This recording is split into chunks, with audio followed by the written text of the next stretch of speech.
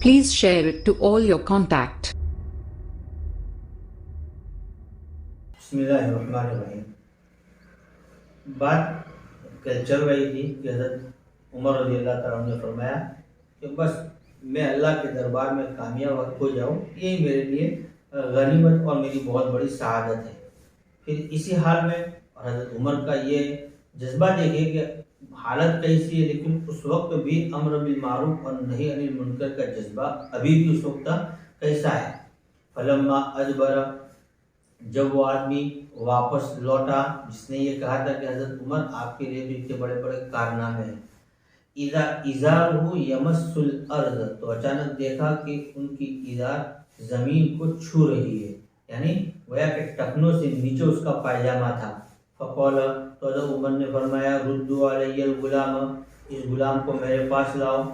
फ़क़ाल, फिर कहा यब्न अख़ी, ए भतीजे, इरफ़ा तौबका, अपने कपड़े को, अपने पायजामा को जरा ऊपर उठाओ। फ़इन्नहु अनक़ा लितौबिका, ये तुम्हारे कपड़े के लिए ज़्यादा सफाई का ज़रिया है, यानी कपड़ा ज़मीन को छू रहा है तो जाहिर बात है कि कपड़ा गंदा भी हो रहा है, तो ज़ाहिरी एतबार से कपड़े की सफाई इसमें है कि कपड़ा ऊंचा रहे। वह अत्क़ा लिरब्बिका, और तुम्हारे रब के लिए ज़्यादा तक़वे का सबब है, यानी गोया के अल्लाह के यहाँ ये पसंदीदा अमल है, टखनों से नीचे रखना, ये तो तकब्बुर का सबब है। या अब्दुल्लाह इब्न उमर उन्जुर मा अलैया मिनद दैनी, ये कहकर अपने साहबजादे हज़रत अब्दुल्लाह बिन उमर की तरफ मुतवज्जे हुए और कहा, ए अब्दुल्ला बिन उमर, तुम देखो कि मुझ पर कर्ज में से क्या है, मेरा कोई कर्ज है कि नहीं है। फ़हसीबुहु, तो उन लोगों ने यानी हज़रत अब्दुल्ला बिन उमर और घर वालों ने उसका हिसाब लगाया। फ़वजदूहु सित्ततन व समानीन अल्फन औ नहवहु, तो उसको तकरीबन 86,000 पाया कि हज़रत उमर के ऊपर 86,000 का कर्ज है। क़ाल, हज़रत उमर ने फरमाया इन वफ़ा लहु मालु आलि उमर, अगर उसको पूरा कर दे, यानी ये कर्ज वसीयत की और तरतीब बताई कि अब्दुल्ला बिन उमर इस कर्ज को हज़रत आले उमर का माल यानी हज़रत उमर के ख़ानदान का माल उसको पूरा कर दे। फ़अद्दिही मिन अम्वालिही, तो तुम इस कर्ज की अदायगी उनके माल से कर देना। व इल्ला फसल फी बनी अदी, और अगर उनसे पूरा न हो पावे तो बनी अदी से सवाल करना। बनी अदी हज़रत उमर का अपना कबीला था। फ़इल्लम तफ़ी अम्वालु, उनका भी माल पूरा कर्ज अदा न कर सके, फसल फी कुरैशिन, तो तुम कुरैश में जाके दरखास्त करना और कुरैश के जो लोग इसमें ताउन कर सके वो ताउन करे। वला तादुहु, और उनसे आगे तुम मत बढ़ना, उनसे आगे ज़्यादा सवाल मत करना। वला तादुहुम इला गैरिहिम अदायादु अदवन, के मैं तजावुज़ करना, तुम उनसे आगे उनके अलावा की तरफ तजावुज़ मत करना। फिर क्या करना, फ़अद्दी अन्नी हाज़िल माल, तो ये साहबजादे तुम ही मेरी जानिब से इस माल को और इस कर्ज को अदा कर देना।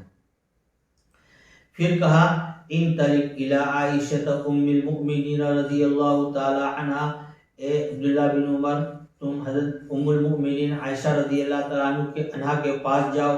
फ़कुल, और उनसे कहो यक़रअु अलैकी उमरु अस्सलाम, के आपको हज़रत उमर सलाम अर्ज़ करते हैं।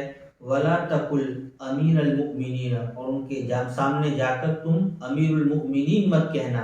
क्यों? फ़इन्नी लस्तुल यौम लिल मुमिनीन अमीरा, आज मैं मुसलमानों का अमीरुल मुमिनीन नहीं रहा, क्योंकि अब मैं मौत गया मरजुल मौत में हूँ और मेरी मौत अब करीब आ चुकी है, मुसलमानों का मैं खलीफा बाकी नहीं रहा हूँ। वकुल, और तुम कहो यस्तअज़िनु उमर इब्न खत्ताबी, कि हज़रत उमर बिन खत्ताब रज़ियल्लाहु तआला अन्हु इजाज़त तलब कर रहे हैं अन युदफन मअ साहिबैहि, कि उनको दफन किया जाए उनके दोनों साथियों के पास, यानी हज़रत अबू बकर और अल्लाह के नबी सल्लल्लाहु अलैहि वसल्लम जहाँ मदफून है तो वहाँ पर चूँकि वह आयशा का हुजरा था तो उनसे इजाज़त तलब की कि मेरी दिली ख्वाहिश ये है कि मेरी मौत के बाद मुझे इसमें दफन किया जाए, तो इसके लिए आयशा से इजाज़त ये शर्त थी। और रावी अमर बिन मैमून फरमाते हैं फसल्लम, तो تو حضرت عبداللہ بن عمر نے سلام کیا، فاستأذن، پھر اجازت طلب کی، ثم دخل علیہا، پھر ان کے پاس داخل ہوئے، فوجدها قاعدة تبکی، تو حضرت عائشہ کو بیٹھی ہوئے روتے ہوئے پایا کہ حضرت عائشہ بھی حضرت عمر کے اس واقعے کو سنا تو وہ بھی رو رہی تھی کہ کیا کتنا بڑا حادثہ پیش آیا۔ فقال، پھر حضرت عبداللہ بن عمر نے کہا، یقرأ علیکی عمر بن الخطاب السلام، حضرت عمر بن خطاب آپ کو سلام عرض کرتے ہیں، ویستأذن، اور وہ اجازت مانگتے ہیں، ان یدفن مع صاحبیہ، کہ ان کو ان کے دونوں ساتھیوں کے ساتھ دفن کیا جائے۔ فقالت، تو عائشہ نے فرمایا، کنت اریدہ لنفسی، میں اس کو اپنے لیے چاہتی تھی، یعنی میری دلی تمنا یہ تھی کہ ان دو حضرات کے، کیونکہ ایک تو میرے شوہر اللہ کے نبی محبوب صلی اللہ علیہ وسلم اور دوسرے میرے والد صاحب حضرت ابوبکر، تو ان کے پاس میں ان کے حجرے میں آرام فرماؤ۔ وَلَأُوثِرَنَّ بِهِ الْيَوْمَ عَلَى نَفْسِي، لیکن آج میں حضرت عمر کو اپنی ذات پر ترجیح دیتی ہوں، یعنی گویا کہ اس طریقے سے انہوں نے اجازت دے دی کہ کوئی حرج نہیں، حضرت عمر رضی اللہ تعالیٰ عنہ کی تدفین وہاں ہو۔ فلما اقبل، جب حضرت عبداللہ بن عمر رضی اللہ تعالیٰ عنہ حضرت عائشہ کے پاس اجازت لے کے آئے، قیل، تو کہا گیا، ھذا عبداللہ بن عمر قد جاء، یہ دیکھو حضرت عبداللہ بن عمر آ چکے ہیں، یعنی لوگ انتظار میں دیکھیں حضرت عائشہ کا جواب کیا آتا ہے۔ فقال، تو حضرت عمر بن خطاب رضی اللہ تعالیٰ عنہ نے فرمایا، ارفعونی، تم مجھے اٹھاؤ، چونکہ وقت ایسا تھا کہ وہ ان کے لیے بیٹھنا بھی مشکل ہو رہا تھا، تو لوگوں سے درخواست کی کہ مجھے ٹیک دو کہ حضرت عبداللہ بن عمر کیا جواب لے کر آئے ہیں۔ فَأَسْنَدَهُ رَجُلٌ إِلَيْهِ، تو ایک شخص نے آپ کو سہارا دیا۔ فقال، تو پوچھا، ما لدیک، اے عبداللہ تمہارے پاس کیا جواب ہے، کیا جواب لے کر آئے ہو؟ قال، فرمایا، الذی تحب یا امیر المؤمنین، وہی جواب جس کو آپ پسند کرتے ہیں اے امیر المؤمنین، قد اذنت، اس نے اجازت دے دی ہے۔ فقال، تو حضرت عمر نے فرمایا، الحمدللہ، اللہ کی تعریف، ما کان شیء اہم الی من ذالک، کوئی چیز میری نظر میں اس سے زیادہ اہم کوئی نہیں تھی، یعنی گویا کہ یہ اجازت کی مجھے سب سے بڑی فکر تھی۔ فَإِذَا أَنَا قُبِضْتُ، تو جب میں وفات پا جاؤں، فَاحْمِلُونِي، تو تم مجھے اٹھاؤ، ثُمَّ سَلِّمْ، پھر دوبارہ حضرت عائشہ کو سلام کہنا، اور پھر دوبارہ عین موقع پر دوبارہ اجازت طلب کرنا کہ حضرت عائشہ کا اندر کا منشا تو تبدیل نہیں ہو چکا ہے۔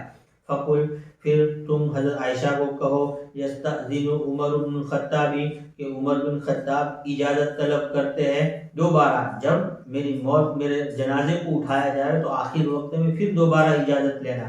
فإن أذنت لی، اگر وہ مجھے اجازت دے دے، فأدخلونی، تو تم مجھے داخل کر دینا، یعنی اس حجرے میں جہاں اللہ کے نبی اور حضرت ابوبکر صدیق رضی اللہ تعالیٰ عنہ مدفون ہے، وہاں تم مجھے کیا کر دینا، داخل کر دینا۔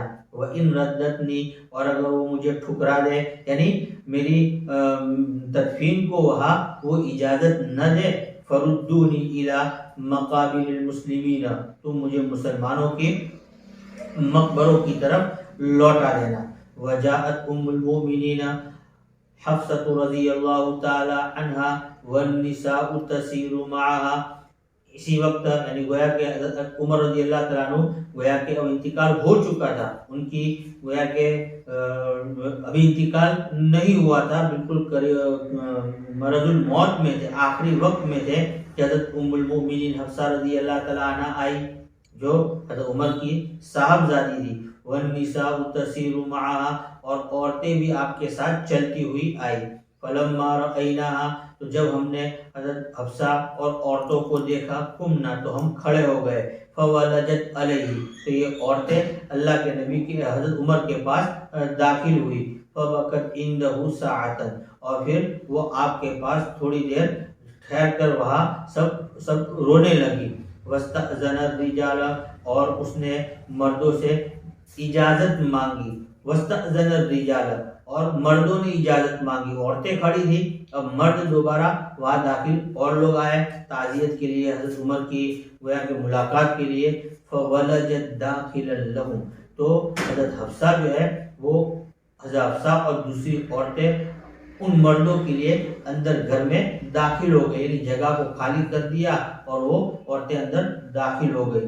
فسمعنا بکاء من الداخل، تو ہم نے ان کے رونے کی آواز کو سنا اندر گھر سے. تو گویا کہ اس وقت عورتیں بھی کیا ہے رو رہی تھی، اور اتنا رونا اور اتنا غم کا اظہار کرنا یہ کوئی اسلامی شریعت میں ممنوع بھی نہیں ہے.